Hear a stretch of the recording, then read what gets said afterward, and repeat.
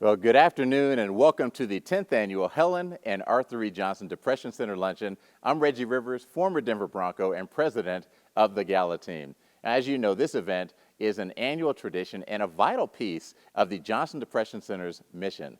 If you think about this, this is the 10th annual luncheon, a decade of making a difference. Last year's luncheon reached more than 700 people and raised nearly $500,000. Now this year, we're pleased that we could come together virtually at a time when mental health care is more important than ever. And you, all of you who are watching right now, are essential to our progress in normalizing the conversation around mental health. You're essential in increasing the reach of life-saving training programs and transformational care for people of all ages. Now you'll notice that today we are not in the Sewell Ballroom like we usually are for the Depression Center Luncheon. Today, we're coming to you from the CU Anschutz Medical Campus. Our event participants and event crew are masked and following CDC guidelines, and you'll see that our panelists are all 6 feet apart. We're doing everything we can to protect ourselves and others from the coronavirus, and we encourage you to do the same. And while we're not physically together today, please know that we are thinking of you and we are together in spirit. So thank you for taking part in today's luncheon virtually, and a special thank you to those who sponsored this year's luncheon. We're recognizing our sponsors on the screen and in our digital program, but we'd like to take a quick moment to mention them here. Our premier sponsor is the Solich Fund. Thank you so much for your generosity. Our presenting sponsors are the Wiegers family, Bridget and John Greer, the Anschutz Foundation, Sue and Walt Rakowicz, Virginia and Scott Ryman, Angie and Jeremy Flug, Dr. C. Neil Epperson and Dr. Stephen Berkowitz, Heather and Jimmy Mulvihill, Ross Fox, these are our Toolbox Learning sponsors, Ross Fox and Paloma Tejero, Jennifer Cunningham and Chad McDaniel, Brad and Kathy Coors, Louis Ringelman and Fanyo PC, the Schwader family. Our mindfulness sponsors include Courtney and Mark Hughes, Joanna and Alex Ringsby, Amanda Precourt, Carol and Dirk McDermott, Ann and Kevin Reedy, the Buckley Family Foundation, Randall C. Olson and family, Dr. Jack Eck and Kathleen Eck and Martha Head, Janelle and Buck Blessing, Pete and Maeve Perry, Black Creek Group, McIntyre family, and J.P. Morgan Chase and Company. Our happiness sponsors include UC Health, David Orlovsky and KC Vio, Martha Solis Turner and Jamie Turner, Nadia and David Watts, Elizabeth Peros, the Hillary Family Foundation, Michelle and Michael Fries, Merrill Lynch Bank of America, Ann Ellis and Carolyn Rossenfrost, Robin and Todd Snido, and Zayo. Thank you to all of our sponsors, and please join me in a virtual round of applause for these generous sponsors who make the work of the CU Johnson Depression Center possible, and they provide many community programs to help battle the stigma of depression. Now, these sponsors help put tools and resources in the hands of so many. And with that, it is my pleasure to introduce and welcome Dr. Neil Epperson, the professor and chair of the Department of Psychiatry and the executive director of the Helen and Arthur E. Johnson Depression Center. Dr. Epperson, welcome. Thank you so much, Reggie, for being here today and for supporting our mission. This year, the COVID-19 pandemic brought with it an increased demand for mental health services in our communities. Our mental health care providers at the Helen and Arthur E. Johnson Depression Center stepped up to meet this need, not only for our current patients, but for those who found themselves suffering all of a sudden from mental health concerns during this period of social isolation and unprecedented stress. For more than a decade, the Johnson Depression Center has been a haven where countless patients have benefited from comprehensive and life-transforming treatment for depression, bipolar disorder, anxiety conditions, and other mental health concerns. During these uncertain times, when so many of us are suffering from the added stress of the pandemic and having to distance from our friends and family, we are incredibly fortunate to have access to the dedicated mental health experts and educators at the JDC. Through direct patient care, work with parents and families, and community education programs, the Johnson Depression Center is a beacon of hope for us all, before, during, and yes, after this pandemic. I want to take a few moments to mention that the Johnson Depression Center is moving into the CU Department of Psychiatry, and to recognize several key leaders without whom the JDC would not be the exceptional center it is today. I first want to recognize Dr. Marshall Thomas, who was the founder and executive director of the Johnson Depression Center for more than a decade. Through his sheer brilliance as a psychiatrist and his tremendous commitment to providing state-of-the-art mental health care for our community, Dr. Thomas has been ensuring the success of the JDC since its creation in 2008. Dr. Thomas, I want to personally thank you for your leadership, advocacy, and vision that have resulted in a strong center, serving patients with mental health concerns using the most comprehensive approaches available in the Rocky Mountain region. I am also grateful that you have agreed to create a new center in the Department of Psychiatry that addresses mental health care policy and financing. As we all know, these are particularly important factors in enabling us to provide quality mental health care across our state and nation. I also want to recognize and thank Heather Melville. Heather has been an active member of the JDC board since 2008, and she recently stepped down as chair of the board after 7 years. I've gotten to know Heather over the past 2 years, and I can say that I have met few individuals who are as committed to decreasing stigma related to mental illness and promoting access to mental health care as Heather. We are grateful to the both of you, Marshall and Heather, for your critical partnership and your tremendous contributions of time, talent, and resources to the shared mission of the JDC and the Department of Psychiatry.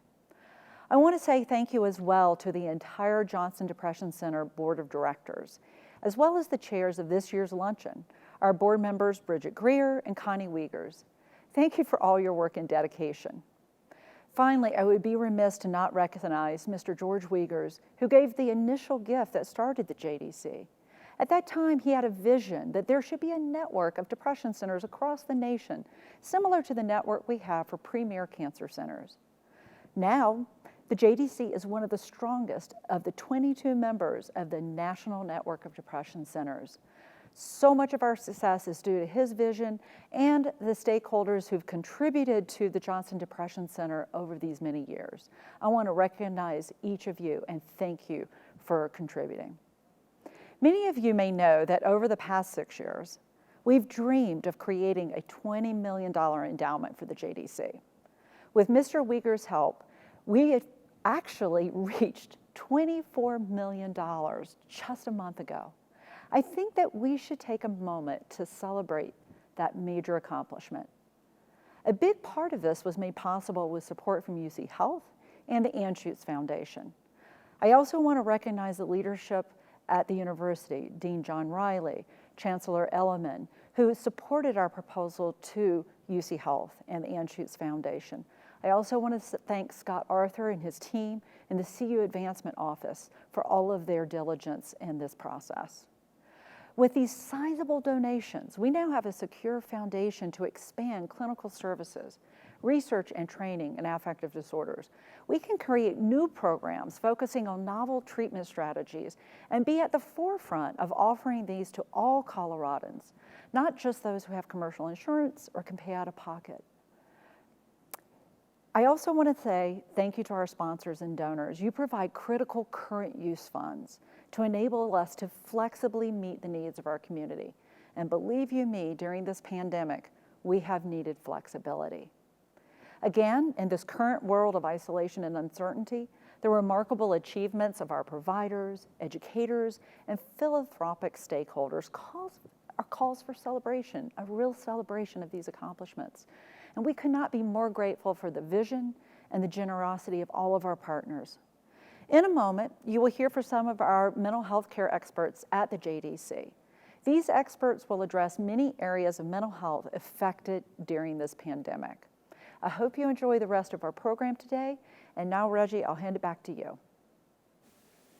Thank you very much, Doctor. Thank you for that update on the history of the JDC, the current events, and the future of the JDC. And I'm just kind of excited that today I'm going to get to say, thank you, Doctor, Doctor, Doctor, thank you, Doctor. All right, so now we get to share with you some real-life examples of the important work that the CU Johnson Depression Center is doing. Let's check it out.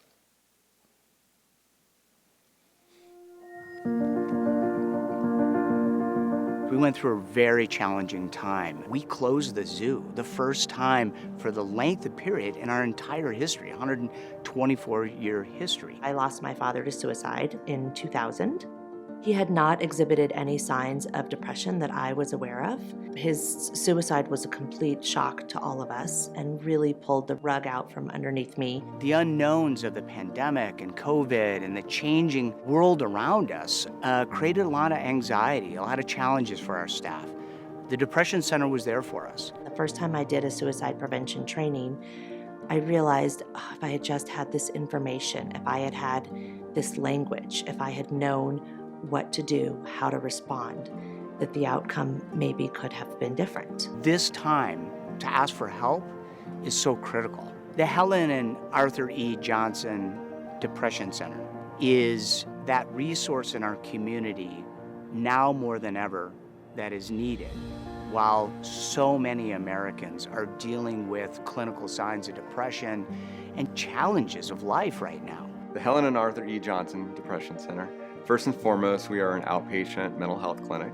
We have psychiatrists, we have psychologists, we have clinical social workers. We run the gamut of what services you're able to get, from medication management to therapy to both to team-based care, family-based care, all under one roof. The Johnson Depression Center serves people at all stages of their life. It's extremely unique, it's innovative, and the team that I work with are some of the best that I've ever met. In addition to that, there's lots of research going on. It's affiliated with the CU Anschutz Medical School. And the part that I really like is the community programs. Our community-focused approach is unique. If you look at the data, some people can go 10 years or more from their first symptom onset to actually getting services. It's okay not to be okay.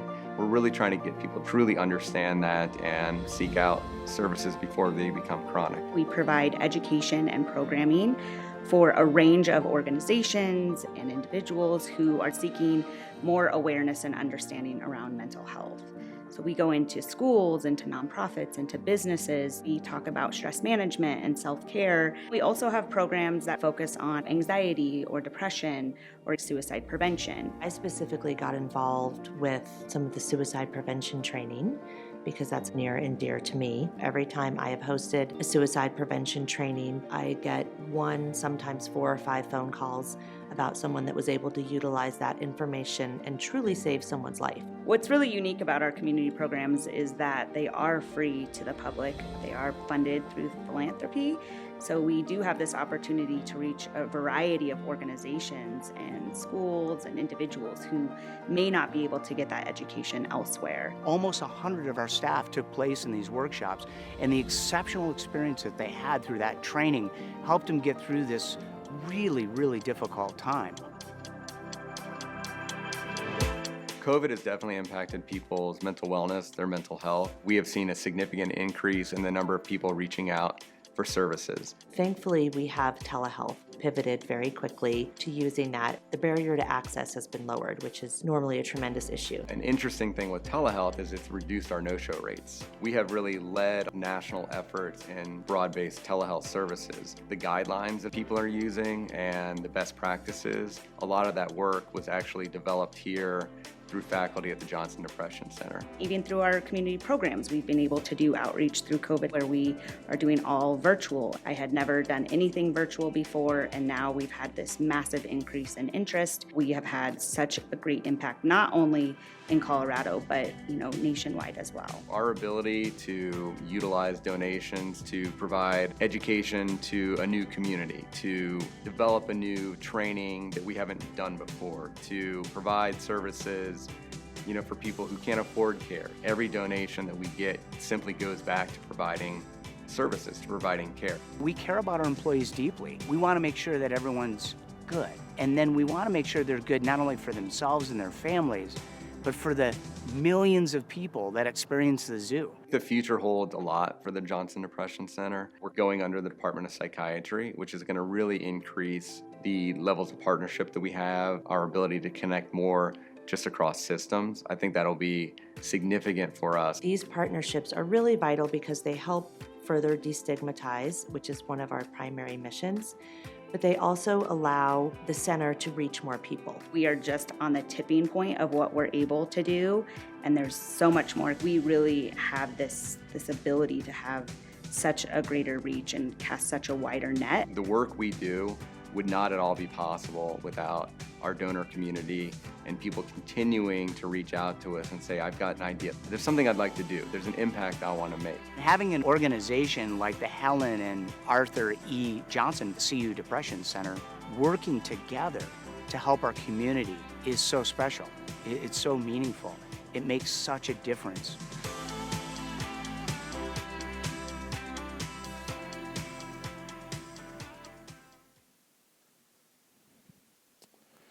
Wow, that is an impressively broad array of services, resources, training, and leadership that the Johnson Depression Center brings to the industry. And these real-life examples of the work that the Johnson Depression Center performs in our community are transformative. As Alex said, the CU Johnson Depression Center provides community programming for a wide range of organizations and individuals. The center provides everything from suicide prevention training for schools and other organizations to stress management and self-care. They also have clinicians who focus on happiness, mindfulness, and combating anxiety and depression. All of these programs are free to the public. Free to the public. So this fundraising luncheon and the generosity of sponsors and attendees like you make these free programs possible. Your support makes a difference in shedding the stigma of depression and truly transforming lives. Now, we hope that you were inspired by Bert and the partnership with the Depression Center in Denver Zoo. We hope that you were inspired hearing the story of Courtney, Max, and Alex. And if you were moved, we hope that you'll make a gift to the CU Johnson Depression Center. We're going to put a link in the chat. Please click on that link and make a gift today. The giving website, you can see it there on your screen, but there will be a link in the chat that you can click to go there. As of this morning, the giving website showed donations of $387,000.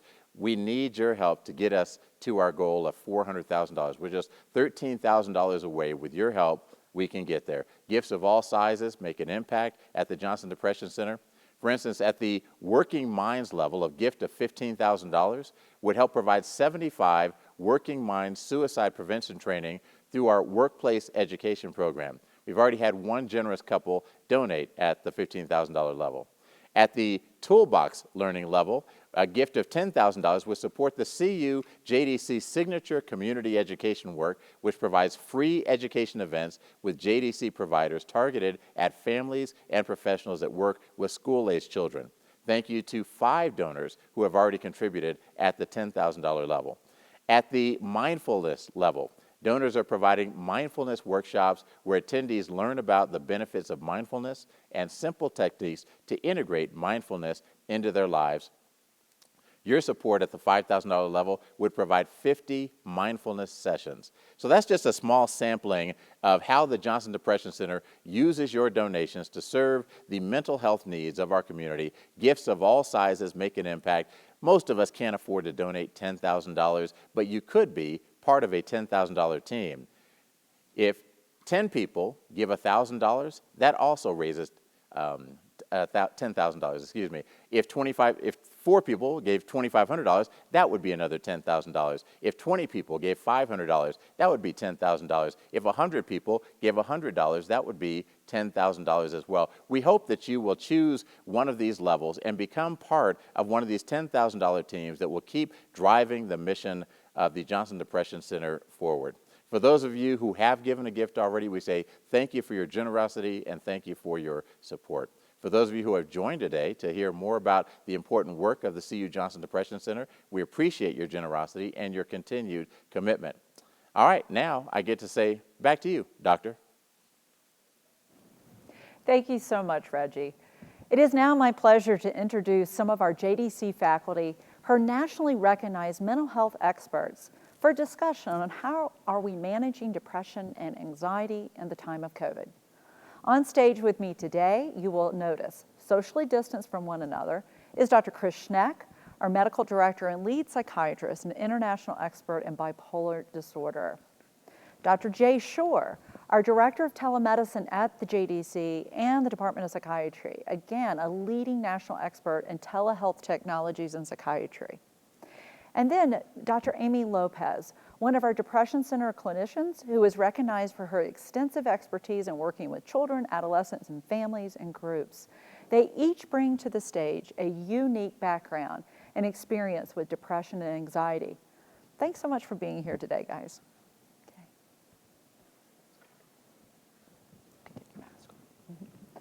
So my first question came from one of our sponsors who sent the question ahead of time, and I want everybody to answer it, but I'm going to start with you first, Dr. Schneck.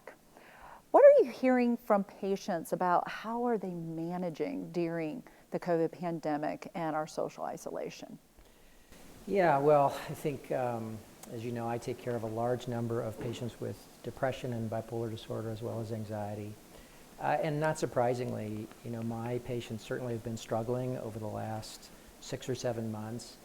And I think it takes sort of, it comes in two areas. One is that the usual things that they do to take care of themselves and to try to help their mood disorders have been extremely limited, to say the least. So, you know, when I'm telling patients to go out and exercise, to socialize, to participate in social groups like church or other activities they do, and suddenly they're not able to do those things, seeing family members, getting together with friends, all of those things have been so restricted at times, it certainly causes struggles for them. I think the other way that that's been difficult is that as this wears on, folks who initially were doing okay, sort of the grind of this is starting to get to them, as I think it's getting to everyone, and it gets more and more difficult. I have a small cohort of folks who I think are doing reasonably well. Some of them identify themselves as introverts and say initially, you know, this was in some way sort of welcome. They didn't have the pressure of having to go out. But again, as this has worn on, even they're recognizing that this is getting harder and harder to do, and that they do yearn for more social contact and connection with people. Yeah. Well, I think that's something we're hearing from a lot of people, and not just our patients, but I would imagine with people who have struggled with depression and anxiety that this could be even more difficult for them. That's right, and you know, as I think everyone sitting here knows, it's hard for us as well. Yeah, I mean, this is not unique to our patients. This affects all of us. Absolutely. Yeah. Dr. Shore, how about you? What's been happening with folks that you've been working with? I would echo that a lot of the comments that Dr. Schneck made are very true for the patients I've been working with. And then additionally, I do work with some populations that are rural and remote. And so, and again, not just true for rural and remote populations, but certainly digital access issues for the technology where they can connect both with healthcare providers and others right now, because we're having to do a lot of virtual living, is more challenging in terms of bandwidth, equipment, capacity, although I do have some patients in urban areas, right? And I think intermittently there's been those struggles as well with just the technology infrastructure to support those patients. Yeah, it can be pretty frustrating, I would imagine, for patients who are having bandwidth issues and what have you. And so, Dr. Lopez, I mean, a little bit different. You work with some different populations. Sure. Also, you do a lot of trainings in the community and groups. Just curious about what you're hearing. Sure. So I think it's really just dependent on the time. So initially, we saw a lot of people with anxiety and people questioning, what am I going to do and how am I going to stay safe and how am I going to manage all of this? As things kind of wore on, the anxiety turned to depression, and we saw a lot more people struggling with boredom, apathy, not knowing what to do with their time, wondering when this was going to be over. And then this summer, we saw a little bit more of a shift. As things started to open up, people were really trying to navigate and negotiate what's safe. What could I do and what should I do? Really trying to find that balance between safety and taking care of their mental health in the ways that they're more used to. And that, I think, has been an ongoing struggle for them, is to say, how do I do that and how do I do that in a way that may be different or the same as my peers or my neighbors? We then saw kind of an uptick in anxiety at the end of summer when people had to make decisions about school. And so for families and parents, that was really a trying time, and actually continues to be a trying time as things continue to change. A lot of uncertainty and a lot of disappointment. Yeah. And that unpredictability, I would imagine, is something that really throws everyone. Absolutely, absolutely. And that's actually what I'm hearing from my patients most now is they really just want something normal. Like they just want it to be normal, whatever that is. Yeah, you know, I'd add that this has also been sort of a multi-pronged attack on our sense of well-being. It's not only sort of our sense of integrity and fears about getting sick. A lot of my patients, you know, financially, economically have been greatly impacted by the pandemic and have lost their job, have been on furloughs, have great cutbacks in their financial resources, and then also experience a disruption in our entire healthcare system. So trying to get to a doctor, and should they go? Do you actually go into a clinic or not? Do you take those risks? These are things, you know, obviously patients have never had to really think about in the way that we have to now. And so all of this sort of combines to wear people down. Yeah, yeah. So even the most resilient of individuals are really having struggles during this time. And I know we talk a lot about resilience, but and we always say with it, you know, it does require some struggling in order to build your resilience. But I think a lot of people are probably saying to themselves, enough already. I think I have enough resilience. So I actually want to turn the tables on you a little bit, because we have had major changes, like you said, Dr. Schneck, in our healthcare system and how we deliver healthcare. What has it been like for you as a provider trying to make all of these shifts? And Dr. Lopez, I'm going to start with you. Sure, that's a great question. I think that for me, initially, although I'm comfortable with telehealth, I wasn't sure how it was going to work from my home. And so there was a lot of anxiety for me personally about what happens if the power goes out, or what if I lose internet, or what if my kid disrupts a session. And you know what? All of those things have happened. And in a way, it's actually been good, because I've been able to model for patients like, this is weird. It's weird for all of us, and that's okay. And hopefully demonstrate some grace for myself, and something maybe they can take away from that too. Dr. Shore, I mean, you're very used to telehealth, but what has this been like for you to have to do this kind of 100% of the time? Well, I found out, you know, in terms of that I'm a very non-compliant patient, because all the recommendations I'm giving about sleep and exercise and self-care have been hard to stick with some days. I think, like many, I put on the COVID-19, as they say. And I think also in my household too, we're equally divided between extroverts and introverts. And so the extroverts are, the introverts are trapped with us extroverts, which also causes, you know, dynamics that you're trying to figure out. And you're right, I love telehealth, but I always had sort of variety. And when you're virtual all the time and it's back to back to back, it is a different experience than it was prior to COVID. And so that's been something to adjust to, and have good days and some more challenging days, like I think everyone right now. Absolutely. Dr. Schneck? Yeah, it's certainly been a mixed situation. I mean, like everyone, I have had to learn how to be on a computer 6 to 8 hours a day or more. And initially, I have to say, I found myself getting pretty exhausted by the process, because it's not, of course, just seeing our patients, it's every meeting now. And you sort of welcome this idea, or you reflect back in a happy way, oh, I used to walk across campus, and you would get a little bit of a breather, you'd get a little bit of a break. I have found I have an extra hour to an hour and a half per day, because that's how long I used to spend in my car. And I'm no longer generally trudging along I-25 and 225. However, I don't listen to the podcasts I used to, so that's a downside. And it's certainly given me a greater appreciation for, oddly enough, going into clinics. And probably in the last 2 months, I have started going into 2 of my clinics, just a half day a week for each.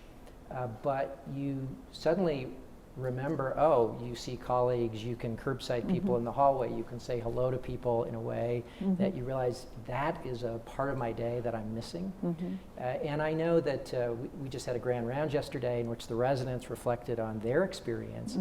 And it is a lot of those small interactions with their fellow residents, with staff, with attendings, that I think most people find they miss. Yeah, yeah.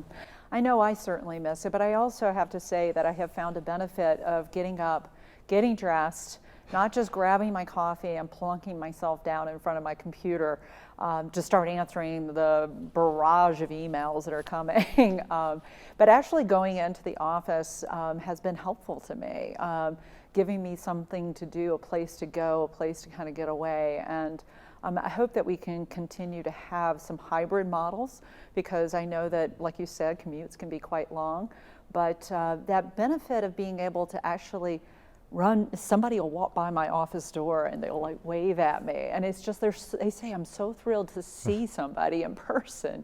And I think that as psychiatrists and mental health care providers, obviously we kind of go into this field wanting to be there for our patients and each other, and receive support from each other. So it'll be interesting to see what happens sort of after the pandemic.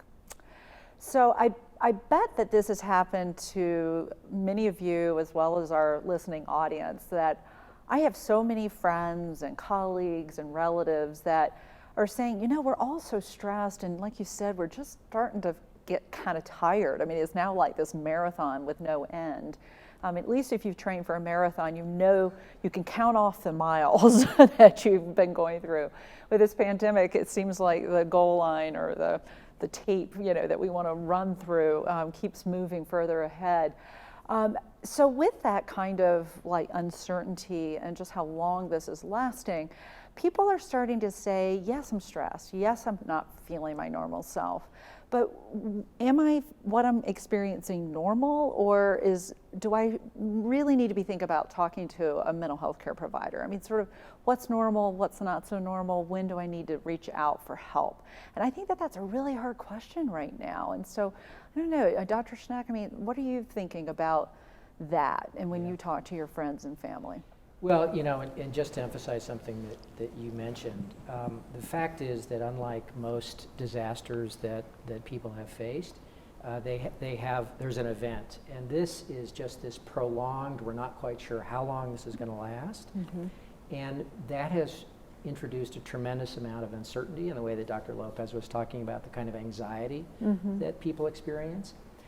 When it comes to, you know, what is quote unquote normal levels of depression or anxiety in the midst of a pandemic versus when should you worry, it's a difficult question. One of the things that I think about is this gets asked to us when I see adolescents. What's normal adolescent behavior and what's adolescent behavior that we should be concerned about? I think when moods are down, irritable for a long stretch of time, particularly when it starts to affect how well do you function. It's one thing to have a down mood. It's another when it really starts to affect your ability to go into work, your ability to attend your schoolwork. Restrictions, suddenly you're not wanting to socialize. Obviously, we can't socialize in the way that we would like to at this point, but when suddenly those things that that used to help you no longer do, those are cause for concern, certainly. I think those are the things I tend to focus on with my patients when they ask me that. And we also know that intervening early is a good thing, that you can change the course of an illness if you are starting versus when someone has been very depressed for a long period of time. That's a harder change to make. So seeking out help earlier rather than later is a good idea.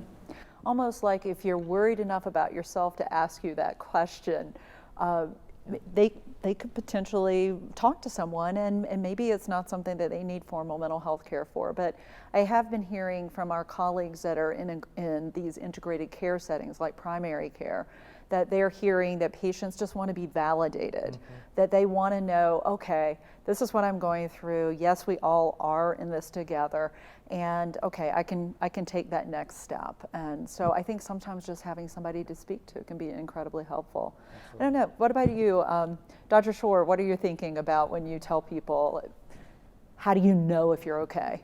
I also think, you know, I think all of us are being challenged some days by our frustration tolerance in ways we haven't, but when your bounce back, and all of our bounce back maybe is not as quick as it used to be before the pandemic, but where you're not bouncing back, or where you're getting knocked down, and that kind of keeps you down for a couple days, and sort of, I think that's a warning sign that your resilience is getting thinner, and seeking some help, as we said, sort of erring on the side of talking to someone. There's really no harm in that, versus sort of letting things begin to go down a path where you're not intervening early. Yeah. And Dr. Lopez, you deal a lot with adolescents and families. You mentioned parents before. What are you kind of seeing and thinking about telling parents, when should you worry about Johnny or Susan? Right, and that's a great question. We actually have gotten a lot of requests for speaking engagements from people who have never been depressed before, and kind of saying, I don't know this, I don't understand, and I need some guidance about what to do. And in one of my presentations, I have a slide actually that lists out all the things that happen in living through a pandemic, change in sleeping, change in eating, lack of socialization, boredom, apathy, which are actually all of the symptoms of depression as well. And so it gets really complicated to tease out what's living through a depression and or living through a pandemic, and what is a depression. With kids specifically, we have found that parents are reporting a lot more difficult behaviors they're not used to, behaviors that they're not expecting from their children. And some of that has to do with loss and unpredictability and changes. But some of the things then to come back to say when to worry, I think one is the validation. And that's one strategy we use with parents all the time, is for parents to say to their kids, this does suck. Like, this isn't great. And I want to acknowledge it's not great for you, and it's not great for me, and it's not fair. And that's been helpful. Kind of when to worry, talking about, again, if, like Dr. Schneck and Dr. Shore said, if normal strategies that you normally use aren't working, any kind of suicidal thinking, we actually want you to reach out. Any increase in substance use, we also want you to reach out and just get some advice. Or again, with your kid, if it's something that seems so far out of what's typical for your kid, I think it's probably a good time to ask for some help. Okay, wonderful. Well, those are all helpful tips, and I'm grateful for your expertise in these areas. And one thing I wanted to mention that I think we do need to discuss is this concept of telehealth. Dr. Shore, this is kind of your bailiwick, and you're working with the APA and a number of different national organizations that really have helped to form what telehealth looks like today. But again, a lot of people viewing may kind of wonder, I've never sought therapy before. I barely talk to my primary care doctor. I don't really feel comfortable talking to friends about all of this, and now we're doing all of this virtually. What can people expect from virtual health and using this for their mental health purposes? Well, in many ways, it's very similar to seeking care in person. The ground rules of how providers and patients interact and comport themselves are very similar. The privacy, the security, and in some ways, seeking help. Nowadays, it'll be, if it's over video, it'll be in the privacy of your home and in an environment that you're comfortable in. If you've never worked with a provider over telehealth, most people have done some FaceTiming or video conferencing with family at least, and so it's similar to that. And nowadays, all our providers are very experienced. Even if they hadn't been doing telehealth before COVID, they've had 6 to 8 months. And so I think most patients who are new to this will find that they get used to it fairly quickly. It isn't the same in person. Both the provider and the patient sort of adapt what they're doing, but most patients very quickly become comfortable with it, and some really appreciate the convenience, the privacy, and being able to get the treatment in the environment in which they're living. I know for some populations it's actually even helpful, particularly in our women's mental health program. Some of our providers are saying that their patients will I'd rather not have to cart my kids out, particularly if they're a postpartum mom who maybe have a very small infant. Just the process of trying to get out of the house with the infant, with all the accoutrements that you have to take. They're thrilled to be able to put the baby down for a nap and be able to just talk to their provider. And so I agree. I think that there are definitely ways that it can be helpful, and it's certainly something that people shouldn't be afraid of trying. Well, and I think the experience and logistics, like all of our treatments, is about personalized medicine. And so we know some diagnoses, for example, patients with trauma may feel more comfortable and safer doing their initial sessions via video. Some patients may do a little bit better in person, and ideally when we get out of COVID, there'll be this opportunities we've talked about, is to have a hybrid environment where we can see patients based on their diagnosis and their wants, both in person and over video and other technologies. So hopefully have the best of both worlds. Right now, because of the quarantine restrictions, right, our options are more limited. Yeah. And Dr. Lopez, you work a lot with families that might have a child and a sibling that are quote unquote in the session. What have you been doing to try and manage that particular kind of treatment?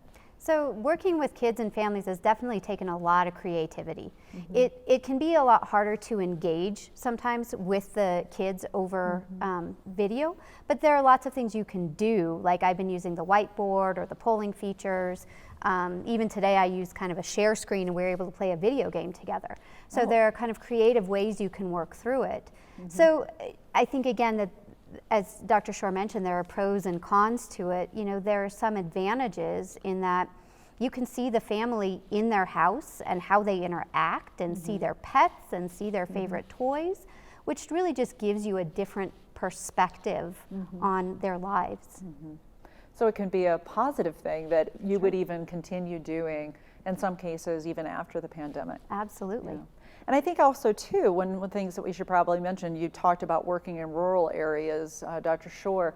Telehealth really does give us the capacity to provide expertise in particular areas of mental health. So I'm thinking about, for example, in perinatal mental health, where, OB-GYNs may be treating women with bipolar illness who are pregnant or, recently postpartum. And sometimes they don't always feel as comfortable with all of the medications and issues that these women might be experiencing. And being able to project an expert all across the state, I think could be really helpful. And it's something I know that we've been doing at the JDC over the years and that we plan to continue doing as we move forward. Dr. Schneck, did you have anything to add to any of this? A lot of my patients are very appreciative of telehealth. I treat a lot of professionals. It's incredibly convenient for them because a 30-minute appointment with me is truly a 30-minute appointment. They don't have to worry about driving down to the campus, finding parking, getting into the building, going up to the waiting room. And I think as we've talked about among us, that our no-show rate has decreased because people attend their telehealth sessions more readily because it's so convenient. Several of my patients have said, wow, I could have been doing this the whole time. Why haven't I been seeing them in person? But as Dr. Shore has said, there is a need to see some folks in person, and we actually are going to start opening the clinic maybe a half day to a full day a week, so we can start to see some of our patients in person because we need to do a physical exam, or they have a level of discomfort with technology that we need to respect and see them face to face. Right. I know that we've started a major focus in the department on geriatric or psychiatry and mental health among the elderly, and trying to get out and fight the traffic or take a bus or what have you is quite problematic. But they're also sometimes not as sophisticated with the technology or may live in a part of the state with less bandwidth. And I know that those are things that we're really pushing, is to try and figure out ways to meet everybody's needs. And some of that is going to have to be in person. And so I look forward to the day where we can have a true hybrid model. Clearly we're doing so much in the JDC, and there's a lot of questions about what can we do to help prevent sort of a widespread mental health problem. And You know, I guess I'm a little concerned about, you know, people are talking about mental health as being sort of the next surge, and yet we're in the middle of another infectious surge with the virus itself. I guess I'm wondering, what are you thinking as the JDC's role in really helping to prevent this widespread mental health crisis that is coming as part of the pandemic? Well, I think that the community programs that were showcased in the beginning is one of the key areas, and the work that's occurring there is to get out sort of in front of this and do more of population education, and hopefully that leads to some prevention and sort of a nudge in the direction at a level where you can get that out to more people than just sort of one-on-one, patient by patient. Yeah. And I would add to that, so one of the things we did early on, as Dr. Schneck mentioned, that the sooner you can kind of get out in front of this, the easier it is. So Dr. Cypers and I ran a parenting group specific to parents, giving them education and strategies early on in March. We started a weekly happiness resiliency group so that people could come and just kind of have fun. Again, that right now, as was mentioned in the program that Alex can do, has gotten more requests for interaction, as employers are recognizing this is a place where we can provide some services. Right. And with everything being virtual, we can actually reach both national and even international audiences in being able to provide education and support. And I think that's so critical, and it pushes that preventive end. If what we can do to prevent people having a level of distress that goes undetected, such that they wind up developing a true mental health problem. So we're about to end the panel, but one of our sponsors, I thought, sent a very pertinent question, and we kind of touched on it a little bit, Dr. Schneck, when you were talking about this pandemic kind of going on and on. But you know, we have had a lot of community stressors. I mean, we've had terrorist attacks, whether homegrown or external. We've had floods. You know, there are people on the western slope and in different parts of our state that are having to evacuate their homes due to fires. How is it that this stress is different, and what can we do, you think, moving forward to be able to manage this kind of stress versus perhaps something that's a little bit more acute? Yeah, when there's no clear end in sight, it creates a level of difficulty that I don't think any of us really have experience with. And you know, as unglamorous as some of the recommendations are that are helpful, things like acknowledging your accomplishments, trying to keep a routine, trying to get regular exercise, trying to maintain social contacts as best we can in the context of a pandemic, getting regular, eating well. Again, not glamorous interventions, but clearly helpful, and we have the science that supports that they're clearly helpful. Yes, and getting some sense of control in your life where you can, because uncontrollable stress seems to be worse for human health than controllable stress. So figuring out ways to just kind of grab some control in your life would be helpful, I would imagine, as well. And Dr. Shore, what are your thoughts about, and what kind of tips do you have for people? So, you know, it's a lot of the self-care stuff that we've discussed, and it's also, I think, just every day you get up and sort of remind yourself to do that. And even if you have a day where you don't, or you have a couple bad days, is sort of resetting to be sort of vigilant about sort of the self-care. And then I guess the other aspect of self-care is that human connection that's so important for all of us. And so during these times, it does take extra effort, and sometimes you find yourself sort of inertia, but maybe reaching out and talking to someone on the phone rather than emailing them at work, or maybe it's walking into the backyard of your neighbor and getting some FaceTime a good 6 feet apart. Great. So Dr. Lopez, just to end with you, what are your thoughts about tips for parents? So tips for parents, I think one is, again, to validate the losses, to recognize we are all in this together, to remember that kids are actually really resilient. And then actually, this may sound odd, but to have fun. You know, I know that seems strange in the middle of a pandemic, but sometimes fun can be the perfect antidote to all of this stress. Great.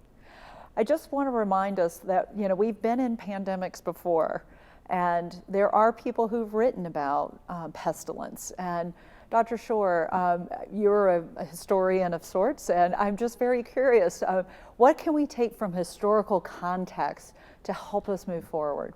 Well, I think a very good book that reflects on this, that my colleague Dr. Schneck, I think, did his high school thesis on, was Albert Camus' The Plague.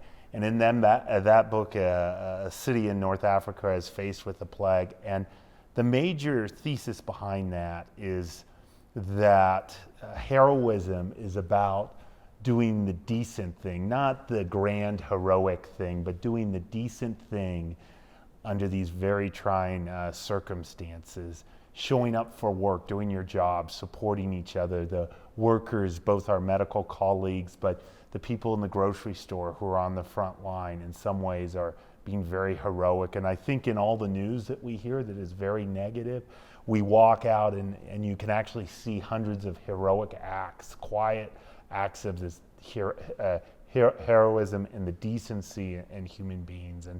And we shouldn't lose sight of that during these times. Absolutely. Well, on that positive note, I really do want to thank all of you, Dr. Lopez, Dr. Shore, and Dr. Schneck. I truly believe that we are going to come through this stronger together. Like you said, showing up for work and just, you know, trying to put one step in front of the other, even if it feels like it might be a slog, is an important thing to do.